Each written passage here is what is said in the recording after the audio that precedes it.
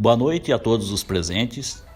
Meu nome é Sérgio Luiz Correa Leite, faço parte do grupo que é formado pelos componentes Adriano Sabino da Silva, André Luiz da Silva, Kevin Suelen dos Santos, Luciana de Toledo Menezes, que irá apresentar o trabalho sobre rede de proteção à mulher, orientação de segurança durante a Covid-19. Escolhemos esse tema devido à sua abrangência nacional e mundial. A rede de proteção à vítima de violência doméstica tem a função de orientar e prestar atendimento à mulher em situação de vulnerabilidade social. A sociedade estabeleceu uma hierarquia entre homens e mulheres no século passado, no qual os homens detêm o poder e as mulheres representam um papel inferior em diversas situações, sejam elas profissionais, econômicas, físicas e até emocionais. Essa cultura está enraizada até os dias de hoje. Esse atraso intelectual gerou problemas sociais gravíssimos, no qual a mulher sofre pela desigualdade em vários setores da sociedade. A violência doméstica é uma das principais formas de violação dos direitos humanos, o que fere o direito à vida, à saúde e à integridade física. Geralmente, esse tipo de agressão ocorre dentro dos lares, praticada por pessoas próximas à sua convivência, como maridos, namorados ou companheiros. Segundo o Ministério da Saúde, no Brasil, a cada 4 minutos, uma mulher é agredida e sobrevive à violência familiar. Porém, esses dados só é notificado à Secretaria de Saúde quando a mulher procura pelo Serviço Público de Saúde da cidade. Infelizmente, a maioria permanece em silêncio. Por conta da pandemia do Covid-19, o número de violência doméstica sofreu alteração em vários estados do Brasil. Por conta do isolamento social, muitas mulheres têm deixado de realizar a denúncia, por não conseguir sair de casa para fazê-la, ou por medo de realizá-la, pela aproximação do parceiro. O Ministério da Saúde adotou medidas para evitar a contaminação do coronavírus, como isolamento social, uso de máscaras, álcool gel, fechamento de comércio e demais serviços não essenciais no país. Com isso, a renda de muitas famílias foram afetadas pelo desemprego e até mesmo com a redução de salários.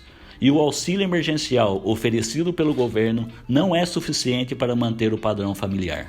O objetivo do nosso trabalho é demonstrar a abrangência da legislação, incluindo a Lei 11.340/2006, Lei Maria da Penha, em estabelecimento com a rede de proteção à mulher em caso de violência doméstica na situação de pandemia do Covid-19. Como proposto, a questão norteadora da pesquisa foi identificar qual é o funcionamento da rede durante a pandemia do coronavírus no município de Pindamonhangaba. Pelo alto índice de violência contra a mulher no Brasil, levantamos informações sobre quais redes de atendimento à mulher funcionam em Pindamonhangaba durante a Covid-19 e de que forma isso contribui para a proteção da vítima e seus filhos. A Lei Maria da Penha foi fundamental para a criação da rede de proteção à mulher no Brasil. Com a execução da lei, ela protege a mulher e filhos, pune o agressor e cria meios de assistência e atendimento humanizado, além de agregar a políticas públicas, valorizando assim os direitos humanos. Como força de luta e coragem, Maria da Penha Maia Fernandes lutou na justiça por quase 20 anos para tentar colocar o seu ex-companheiro na cadeia.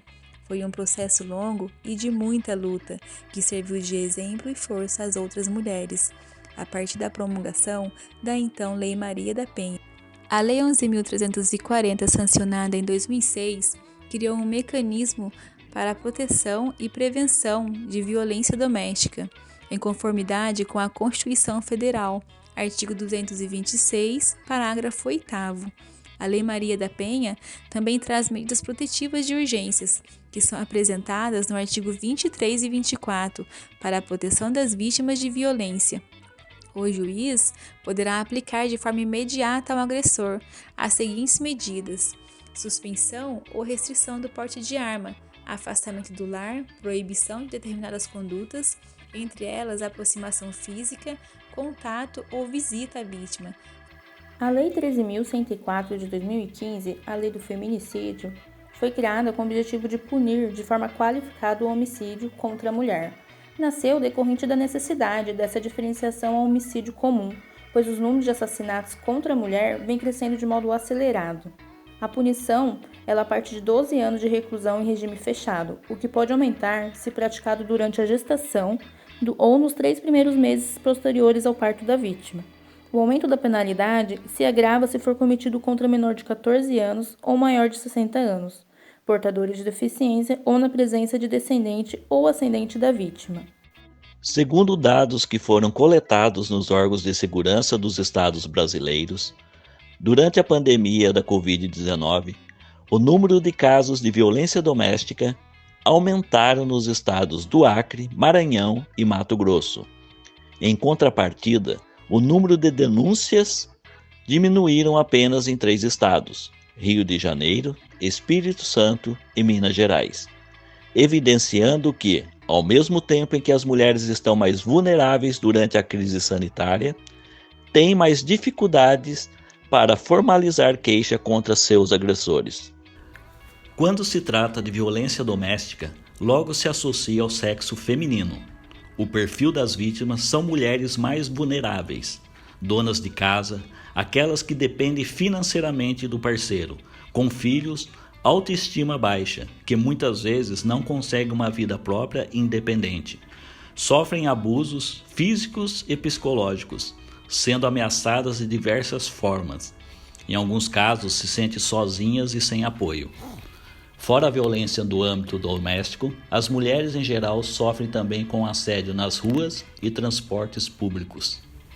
Geralmente, os agressores são do sexo masculino, mas perante a sociedade eles não demonstram as mudanças de comportamento e são vistos como pessoas do bem. Por isso, é importante que a mulher e sua família prestem muita atenção no comportamento do indivíduo. A vítima demora a identificar esse perfil. Tudo começa quando o namorado, esposo, interfere diretamente nas amizades, tem também o hábito de controlar as atividades e afastá-la da família. Quando a mulher percebe a situação, as agressões já fazem parte da rotina do casal. O ciclo da violência tem 3 estágios: tensão, explosão e a lua de mel. O primeiro estágio, quando o casal não tem mais diálogo e começa com as humilhações, ofensas e provocações. O segundo passo é a explosão, onde o agressor perde o controle e realiza violência verbal, psicológica, física e até patrimonial. O ideal é que, nesse caso, a mulher peça o divórcio e procure seus direitos para proteger a si e seus filhos. E a terceira fase é a da lua de mel, onde o homem se arrepende e faz juras de amor, pedidos de desculpas e promete que esse problema não irá mais acontecer. É preciso quebrar esse ciclo vicioso e procurar ajuda, porque com o tempo os intervalos entre uma fase e outra ficam menores, e em alguns casos ele termina com crime de feminicídio previsto no Código Penal brasileiro. Os tipos de violência contra a mulher são: violência física, entendida como qualquer conduta que ofenda a integridade ou saúde da mulher. Violência psicológica é considerada qualquer conduta que cause dano emocional e diminuição da autoestima. A violência sexual trata-se de qualquer conduta que mantenha ou a faça participar de relação sexual não desejada, mediante a intimidação, ameaça, coação ou uso da força.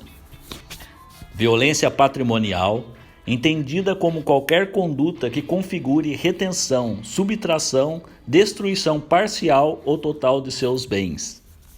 Violência moral é considerada qualquer conduta que configure calúnia, difamação ou injúria. Coronavírus. SARS-CoV-2 ou Covid-19 é uma família de vírus que causam infecções respiratórias.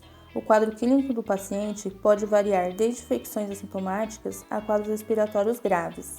A contaminação se dá por meio de gotículas de saliva, que podem contaminar desde um aperto de mão até a superfície e objetos que tocamos. Por isso, a campanha do Ministério da Saúde ressalta a importância do distanciamento social e higienização das mãos constantemente. A Rede de Atendimento às Mulheres em Situações de Violência é um serviço público que reúne ações e serviços das áreas de assistência social, justiça, segurança e saúde. Algumas das instituições e serviços cadastrados são elas: delegacias especializadas de atendimento à mulher, onde a Polícia Civil realiza ações de prevenção, apuração, investigação e é possível também fazer o registro de boletim de ocorrência e solicitar medidas protetivas. Centros de referências de atendimento à mulher são espaços de acolhimento, acompanhamento psicológico e também fornecem orientação jurídica. Casas-abrigo oferecem asilo às mulheres em situações de violência sob risco de morte. O CRAS, Centro de Referência de Assistência Social, desenvolve trabalhos sociais com as famílias, a fim de orientar e promover o relacionamento familiar. Juizados de violência doméstica e familiar contra a mulher são órgãos da Justiça responsáveis por processar, julgar e executar causas decorrentes da violência doméstica. Órgãos da Defensoria Pública prestam assistência jurídica gratuita aos mais desfavorecidos. Serviços de saúde especializados para o atendimento dos casos de violência contra a mulher contam com uma equipe que reúne psicólogos, assistentes sociais, médicos capacitados para atender a esses casos de violência doméstica. Metodologia. A metodologia utilizada foi pesquisa bibliográfica, com consulta à legislação, site, notícias online e dados estatísticos, dentro da cidade de Pindamonhangaba. As redes de proteção à mulher na cidade são elas: Delegacia da Defesa da Mulher, SOS Mulher, Conselho Municipal de Defesa da Mulher e Vara da Violência Doméstica e Conselho da OAB Mulher. Inclusive, o SOS Mulher funciona em parceria com a Delegacia da Mulher. O Conselho Municipal de Defesa da Mulher realiza reuniões toda primeira segunda-feira de cada mês, a partir das 6 horas, no auditório da Prefeitura. E também, recentemente, o Conselho da OAB Mulher está atendendo dentro da Delegacia da Mulher, onde foi cedido um espaço para realizar orientação e atendimento jurídico. Resultados. Realizamos uma entrevista com perguntas abertas através de e-mail com a delegada titular da Delegacia da Mulher de Pindamonhangaba. Nos informou que a delegacia esteve de portas abertas na pandemia para registrar ocorrências envolvendo violência doméstica. Para não ocorrer aglomerações, foi criada a possibilidade de pedir medida protetiva sem que a vítima precisasse se deslocar. Realizamos também a entrevista estruturada com a Comissão Mulher Advogada Pinda, conselho formado por advogados da OAB da cidade. Nos informou que realizam palestra de conscientização, além de mobilização em datas específicas. Orientamos a vítima que, se possível, procure ajuda de pessoas próximas dessa pandemia, parentes, amigos, vizinhos e também a rede de proteção à violência da cidade. Outros canais que a vítima também pode recorrer é a Polícia Militar, através do número 190. Ele fica disponível 24 horas por dia. Há também o Ligue 180, Central de Atendimento à Mulher em Situação de Violência. Caso tenha medida protetiva, pode acessar também o aplicativo SOS Mulher. A mulher precisa assumir o papel de protagonista, denunciar quem sofre violência dentro e fora de casa, defender seus direitos familiares, sexuais, reprodutivos e financeiros, tomando uma forte consciência do seu papel na sociedade. A escolha do tema foi gratificante em poder ajudar, trazendo essas informações para Pindamonhangaba. A rede de proteção é conhecida pela multiplicidade de serviços e locais que prestam atendimentos. Essas organizações fazem o seu papel social em auxiliar e esclarecer juridicamente até mesmo durante a pandemia.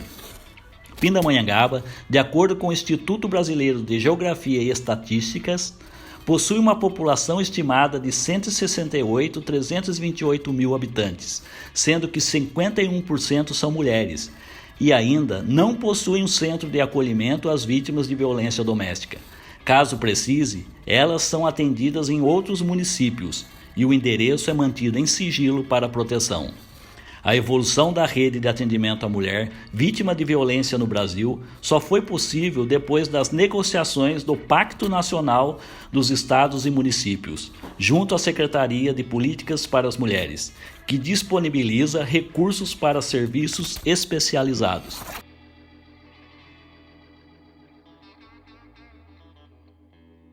Queremos agradecer, em primeiro lugar, a Deus e aos nossos familiares pela força e coragem durante toda esta caminhada. e aos professores do curso que foram tão importantes nesse processo e no desenvolvimento deste artigo. Muito obrigado.